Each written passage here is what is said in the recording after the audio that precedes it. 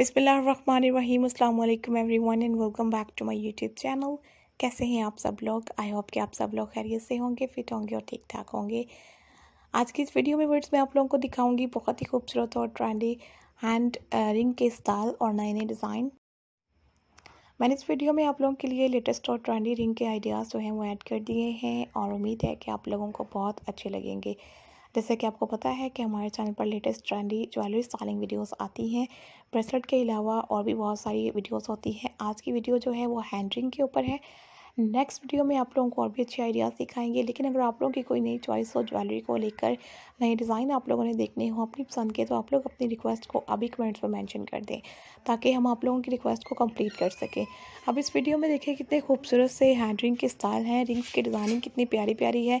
कुछ इसमें स्टोन वाले हैंड रिंग के आइडियाज़ हैं और कुछ गोल्ड में हैं, सिल्वर डिज़ाइन के साथ भी हैं। इसके अलावा कुछ आप लोगों को इसमें आर्टिफिशियल डिज़ाइनिंग में मिलेंगी।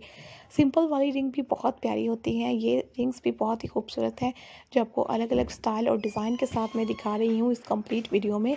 आप लोग वीडियो को जैसे जैसे आगे आगे देखेंगे लेटेस्ट और ट्रेंडी स्टाइल और डिज़ाइन आप लोगों को हैंड रिंग के दिखाई देते जाएंगे।